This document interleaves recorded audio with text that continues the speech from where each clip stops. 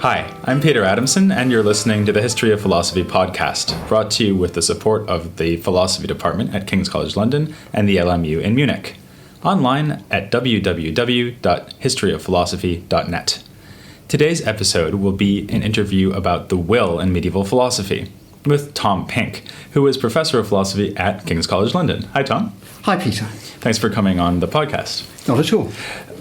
The first thing I'm going to ask you is a pretty basic question. Why should we posit the will at all, as most medieval philosophers do? There are two reasons. The first is that there seems to be, if we talk about our motivations as the psychological states that move us into action, they can include desires, emotions, decisions, intentions. There are certain motivations that seem quite special. The first way they seem to be special is that they seem particularly responsive to reasons for action and serve to determine how we finally act. And these aren't just ordinary desires or ordinary emotions, but are decisions and intentions to act. We deliberate about what to do, and then on the basis of that deliberation, we take a decision, which seems to be an event whereby we form an intention, outright determination to act, which persists until the time for action comes, and then we act.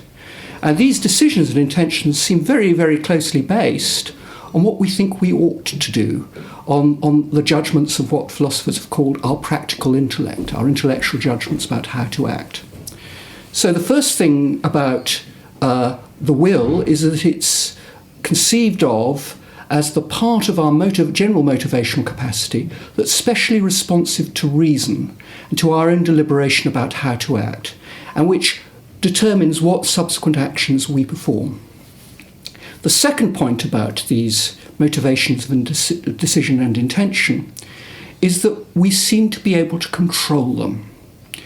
Most people have a strong intuition that they lack direct control over what they desire or what emotions they feel. Desires come over us, fear comes over us, anger comes over us. But our decisions and intentions are things we determine for ourselves. It's not just up to me whether I raise my hand or lower it. It's up to me also whether I first decide to raise my hand or decide to lower it. So there's an intuitive relation between these decisions and intentions and the exercise of freedom. Freedom starts in our own heads, in what we decide and intend to do. And that makes it very natural to look at decisions as a kind of action in their own right.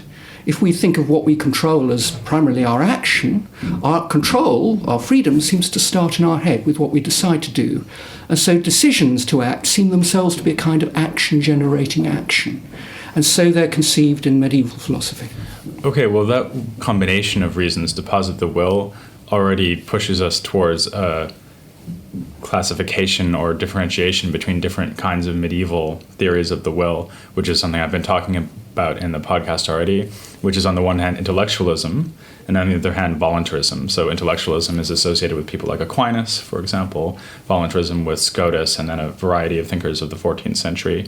I was struck by the fact that you said, well, on the one hand, the will is responsive to reasons, which sounds more intellectualist, and on the other hand, it's something we have control over, and that sounds like it maybe more will favor the voluntarists. So do you think that's right? I mean, is that a good way of thinking about the difference between intellectualism and voluntarism, that the intellectualists are emphasizing the first thing and the voluntarists are emphasizing the second thing? I think the disagreement between intellectualism and voluntarism is not so much a disagreement about how important it is to relate the will to freedom, but rather a disagreement about how to conceive freedom. Everyone thinks that the will is in some sense free, or the taking of decisions, the forming of intentions is something we control. But there is then going to be a disagreement about how to understand this power of control. But it is, of course, going to involve a disagreement about how importantly the power is related to reason. I think if we look at the intellectualist sees the operation of the will, of our capacity to take decisions and form intentions, as very closely tied to the operation of the practical intellect, to our judgments about what it's best to do. Whereas the voluntarist will see our decisions and intentions as occurring to some degree independently, or potentially independently, of what we judge it best to do. So I might judge it best to do one thing and end up taking a decision to do quite another thing. So for the voluntarist, it's almost like you have to think about a situation like, should I eat this chocolate cake? And I sort of weigh up all the merits, pro and con. And then whereas an intellectualist would say, well, if I deem it best, all things considered, to eat the cake, then I will eat the cake. And the will just be my power of choosing to eat the cake on that basis. The voluntarist will say, well, there's something I still have to do above and beyond the sort of considering it. I have to then have an additional act of will. Yes. Okay. That's right. Now, why is there this disagreement? I think it's important to see voluntarism and intellectualism in medieval action theory as not completely opposed points of view, but actually related but differing ways of working through tensions in the way to understand and theorize about action and freedom that everyone felt, at a certain level, felt in very, very similar ways. And I think it's also important to see intellectualists and voluntarists as sharing fundamentally the same theory of action. What's different between them is the way they understand freedom in relation to action. So it might help perhaps if I just talked very generally about how they look at action and then about how they look at freedom. Okay, go ahead. The theory of action is really a theory of a very important relation. It's the relationship between actions, things we do, and their objects, the goals that our actions are aimed at. We might call this goal direction or purposiveness. And from Aristotle onwards, purposiveness is understood by lots of people as absolutely fundamental to the theory of agency. To be performing actions is to be doing something as a means to an end. Even if the action you perform is done for its own sake, it's still got an end, its own performance. And you can look at inaction as also importantly goal-directed. If I'm not just inactive, but deliberately refraining from action, that's going to be goal-directed too. I deliberately stay still in order to be unnoticed. My inaction has a goal, and that's what makes it recognisable as a sort of negative exercise of agency, deliberate omission. I see my enemy about to get hit by a truck. That's right. Stand still. I stand very still in case I distract them from their end. So how do you understand goal-directedness? It's very important that goal direction, the relationship of an action to its object, is understood apart from the whole problem of freedom, which is understood as a very different kind of problem to do with the relationship between not an action and its object, but between the agent and the action. Because when we exercise freedom, we're thinking about ourselves as people who determine for ourselves which actions we perform. So we're exercising power over the action. Whereas the relationship between an action and its object is a very different relationship. It's a relationship between the action and something it's directed at, which seems like an object of thought. After all, that's of course what it might remain, merely an object of thought, because of course many actions are unsuccessful. The goal never happens, you never get there. So all that occurs when we perform the action is this occurrence of an event, a thing we do, and then this object, it's directed at the goal, which seems to be something that exists in our minds. So it's like the idea of the chocolate cake I'm going to bake. And, yes. And that explains my action even if the oven doesn't work and the cake doesn't come out. Or the fortune I will make on the stock market through my endeavours, which of course may never occur. Yeah, your example is even greedier than mine. Yes, absolutely. Even less likely to occur. Yeah. So there's no reason why, of course, your theory of purposiveness the relationship of an action to its object, and your theory of freedom, the relationship between the agent and the action as somebody who determines the action, should be particularly closely related. And indeed we find in medieval action theory a fairly important gap between the way people think about purposiveness, where there is a huge consensus, and the way people think about freedom, where there is a great deal of disagreement, and a disagreement that gives rise to the difference between intellectualism and voluntarism. Why is it, though, that the theory of purposiveness doesn't kind of compel you in a particular direction in terms of this debate between intellectualism and voluntarism? Because I would have thought that the intellectualist is exactly someone who's going to think that the way that my action is explained is that the purpose, the goal, what they would call the final end of the action, so the cake or the fortune to be won on the stock market, will appear to me as good and thus compel, in some sense, my choice. And they don't see any other factors involved in coming to perform a certain action, whereas the voluntarist is going to be precisely someone who says that the fortune to be won on the stock market or the chocolate cake is, and my assessment of it as good, is inadequate to get me to act. I need to also have an act of the will in addition to that. I think it's to do with the idea of goal-directedness. You can think of an object as worth going for, and just believing that it's a good goal to go for, of course, is not obviously ipso facto to be aiming at it as your goal.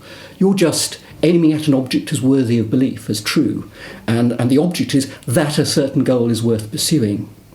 It's another thing to think of a psychological state as directed at the object as its goal. And that makes room for the possibility of a voluntarist conception of the will. You think of the practical intellect as directed at objects as true, and the object of thought is that a goal is worth pursuing.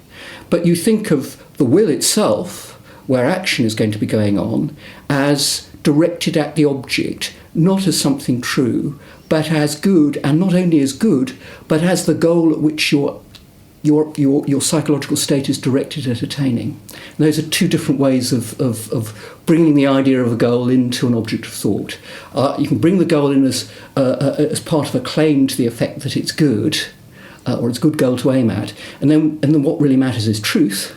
Or you can treat it as the object of your thought, as something good to be attained through the object of thought, and then it is the goal, not just a sort of kind of theoretical thing or theoretical claim. Okay, so what you're saying is that both camps agree about what an action is, yes, and what makes an action intelligible, namely that it's goal-directed. Yes. And then the question is rather what's happening in the psychological faculties within the soul once I've identified a certain goal as choice-worthy. Yes. Okay. So what exactly do you think are the strongest arguments in favor of the intellectualist as opposed to the voluntarist picture? I mean, I would have thought that the voluntarist has a pretty easy objection to make to the intellectualist, which is precisely that sometimes people don't do the thing that seems best to them. So these are the famous cases of akrasia, or weakness of will, where I'm trying to lose weight, and all things considered, I think it would be better if I didn't eat this chocolate cake, but here I am doing it. This is a kind of classic example. So why doesn't intellectualism just fold as soon as cases like that are brought to bear against it? I think the reason has to be seen by turning from the theory of action itself to the theory of freedom, which is what we exercise through our actions, and how you conceive that. Because there are certain ways of thinking about freedom that are going to lead you to tie the exercise of freedom and therefore also the actions through which you exercise freedom very closely to the operation of your intellectual capacities. It's very important that action is understood by both voluntarists and intellectualists as not just as goal direction, but goal direction at the level of your psychological states, what modern philosophers call content-bearing psychological attitudes. Attitudes because they involve your being mentally directed at an object of thought. You can have a mental direction at an object of thought just as true. And that's clearly going on at the level of the practical intellect, as I've been describing it. I think that a goal would be a good goal to pursue, and what I'm entertaining is the claim that a goal would be a good goal to pursue, and I'm directing my thought at that in the form of a belief that's directed to that object as true. And that's a classic example of a sort of theoretical mental operation. And it's responsive to a theoretical reason that presents objects to thought to me as worthy of belief, as likely to be true. But I can also direct my thought at objects as good. And one very obvious way of doing that is just by having desires. When I want something, it looks as though I'm directing my thought to an object as good or desirable in some way. But if we think of goal direction as involving likewise an object of thought, but this time as a goal, we can introduce actions as a further form of psychological attitude or kind of content-bearing psychological state, or the formation of them, where I direct my thought at an object not simply as good, but as a goal to be attained through my directing my thought at it. And the point at which we might be thought of as doing that is when we take a decision.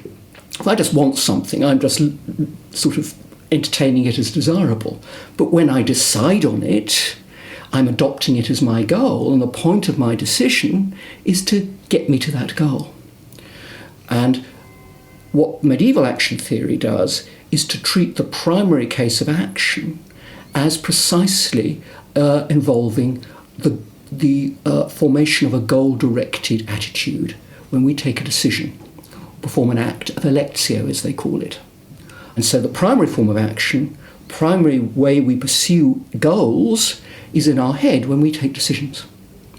And the special goal-directed attitude is commonly conceived of as involving decisions and intentions whereby we are especially responsive to practical reason as recommending goals to us and determining ourselves to pursue those goals by adopting them as goals, by directing our minds at them as goals to be attained through our mental direction. Of course, on the basis of our decisions, we then do things with capacities outside the mind itself, like we raise our hand on the basis of a prior decision to raise our hand or cross the road or whatever. These, for medieval action theorists, are secondary cases of actions. The primary case of action is when we first take a decision to do these things. And these decisions are called elicited actions of the will.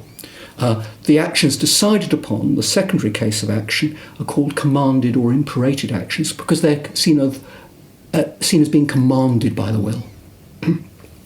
Modern philosophers very often don't believe that actions include elicited actions of the will itself. And that's because in the 17th century, Thomas Hobbes comes along and denies the existence of special reason-involving goal-directed motivations occurring inside your head. Everything is just passion or passive motivation for Hobbes, and the only actions are the commanded or imperated actions, which are seen as just effects of our content-bearing psychological attitudes. So he basically just thinks you find yourself with these desires and beliefs, and then they push you into action. The action part is the outcome of that. Yes.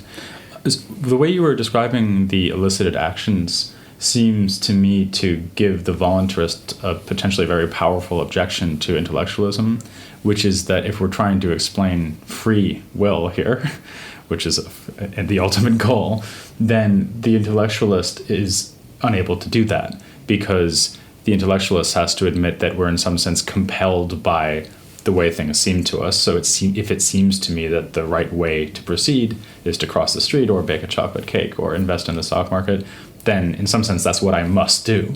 So how can the intellectualist hold on to the idea that the act of will remains free? Well, there are two aspects to freedom, as freedom is understood in medieval thought, which put together both voluntarism and intellectualism, prima facie quite appealing options.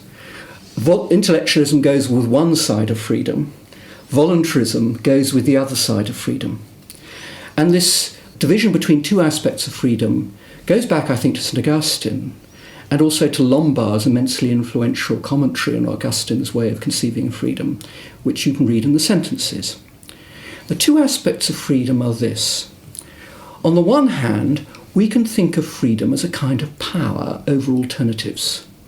The kind of power we intuitively understand ourselves to possess when we think that it's up to me whether I raise my hand or lower it, or I have control over which I do. The very way that we think about freedom involves an expression, it's up to me whether, that comes with alternatives. And this is what Lombard talks about when he talks about the libertas minor of this life, when we have alternatives which can include quite nasty and irrational ones as sinners, unfortunately available to us, that we can go in for. But then there is another kind of libertas, another kind of freedom, which we will enjoy in heaven, libertas maior of heaven, which will involve a state of complete rationality and compliance with law. What we might think of as a state of liberation, which is their gloss and the kind of freedom that St. Paul describes Christ as bringing us in the epistles. And presumably God has this kind of freedom as well. Absolutely. God, who is perfectly free, is also perfectly rational. And of course there are many alternatives that God would not go for on the very standard conception of God, which are all the nasty, sinful and demeaning ones that we unfortunately in this life are all too free to go in for. And so there is also a way of conceiving of freedom, not as a power of alternatives or not as immediately as that, but rather as a state of rationality. And in a sense, of course, rationality can remove alternatives. The more rational you are, the less likely you're going to go for all the dodgy things that a mere power over alternatives will make available to you. And there is a deep tension within medieval theories of freedom about how you reconcile a conception of freedom as a power over alternatives with a conception of freedom as fundamentally our capacity for reason, or is more and more closely tied to our capacity for reason, the more perfectly we enjoy freedom. So there are now going to be two projects within medieval theories of freedom. One is a theory that takes as primary the idea of a power over alternatives, and the other that takes as primary the idea of freedom as somehow provided to us by our reason. These aren't exclusive projects in that everyone to some extent wants to make sense of alternatives. Everyone wants to some extent to make sense of the connection between freedom and reason. Everyone wants to make sense of alternatives because that's just an intuitive way of understanding freedom. That's the way we immediately understand it. It's up to me whether or not I for various alternatives. On the other hand, people recognise that the lower animals aren't as plausibly free as we are. And why is that? Well, they seem to lack reason. So everyone wants to make sense of a connection between freedom and reason. Everyone wants to make sense of a connection between freedom and alternatives. But because of the tensions between these two ways of thinking about freedom, you'll get people being pushed in one direction primarily or the other. And one can look at intellectualism as driven fundamentally by the connection between freedom and reason, and voluntarism as driven fundamentally by the connection between freedom and the power over alternatives. But as long as the intellectualist can say that I'm reasoning by choosing between alternatives, then they can accommodate my objection from before, which is that there's only one choice. Yes. They say, no, there's more than one choice. You're weighing them up against each other. Take Aquinas. Aquinas is fundamentally constructing his theory of freedom out of a theory of our capacity for reason.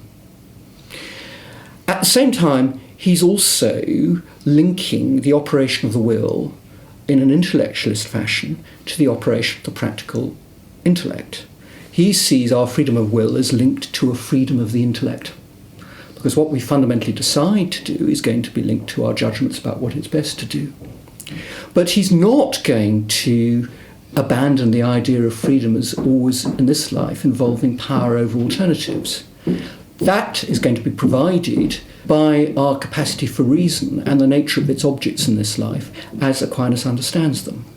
In this life, we are always presented by a set of options that are alternative goods, where each good option is finitely good and balanceable, at least prima facie, against other options by way of the good. And that gives us our freedom of alternatives. So what do you think that we nowadays can take from these medieval conceptions of the will and of freedom? I mean, do you think that, for example, do you think that the consensus view, medieval view of action has now been superseded, and so the whole thing is taking place with assumptions about how human actions work that Hobbes already showed that we should get rid of? Or do you think that there's something here that we should hold on to in contemporary attempts to understand the will or freedom? I think that we still have much to learn. I don't think Hobbes's victory over these medieval theories that he won in practical terms in the 17th century is a victory we should recognise as fully justified. Far from it. I think there is much to be said for accommodating our conception of the distinctive nature of decision and intention by seeing decision and intention as indeed psychological attitudes directed at their objects as goals to be attained through their formation. And you can actually provide a very convincing theory of the rationality of decision and intention in those terms. At the same time, I think we shouldn't see disputes about freedom simply as they are understood in modern philosophy as disputes between compatibilists and incompatibilists, which are fundamentally disputes about the implications of freedom of causal determinism. We should recognise there are actually deep problems about the relationship between freedom and our capacity for reason as well. And those problems are very much ignored by the Hobbesian tradition. But they are actually real ones, because we do intuitively limit freedom to ourselves and possibly higher animals, because we see of ourselves as having a capacity for reason that really low animals like sharks and mice lack. At the same time, we do tie freedom to power over alternatives that in some sense seems to be threatened by our capacity for reason. As I say, the more reasonable you are, the less available certain alternatives should be to you, really silly ones. But that seems to be a reduction in your power over alternatives. That's a real problem that the Hobbesian tradition has led us to neglect. Let me see if I understand what you're saying. So you're saying that contemporary theorists of freedom are usually worried about things like, does the physical situation of the universe compel me to act in certain ways? And if so, does that make me unfree? And compatibilists will say, no, my acting freely is compatible, that's yes. the term, with causal determination. The incompatibilists will say no, and then they argue about that. But what they're not thinking about is, hang on a second, I'm figuring out what to do. And how does the process of figuring out what to do, weighing up alternatives, and coming to a reasoned view about what to do, how does that relate to my freedom? Yes. Does it grow out of the reasoning process? I mean, is it constituted maybe even by the reasoning process? Or is there something over and above the reasoning process, as the voluntarists would have said? Yes. Yes. Our capacity to go in for the reasoning process seems to give us our capacity for freedom. Yet at the same time, when we go through our reasoning process and see some options as say, for example, overwhelmingly preferable compared to other options, our rationality seems to remove or make some alternatives, the less sensible ones, less available to us. So that if we were perfectly rational, we'd immediately go for the best one each time. So our capacity for rationality seems to both give us freedom, but threaten to remove it if we associate freedom with the power over alternatives. I think also there is something very interesting about the very idea of freedom as a power over alternatives, which I think Scotus was particularly interested in, which is the very idea of having a power that you exercise to do one thing while possessing as a power at the same time to do another thing. That's a very interesting way of conceiving of power, and it's a way of conceiving of power that's very different from the way we ordinarily conceive what the medievals would have called bog standard efficient causation, or we just call causation. When a brick hits a window, there seems to be only one thing the brick can do when it exercises its power, which is to break the window. There's no idea of the brick having the power to do more than one thing, and of alternatives being available to the brick in the way that they're available to a free agent. And that suggests that when we exercise freedom, something is going on that's fundamentally different from ordinary causation. But that raises a problem about whether kinds of power are available to us that are unlike ordinary causation. And that's a problem that has nothing to do with the debate about the possibility of causal determinism. It's to do with another, possibly deeper issue, which is what kinds of power does nature permit to occur, or does nature leave room for? Are all cases of power just ordinary causation, as a lot of modern philosophers are inclined to think, or can you get different kinds of power besides ordinary causation?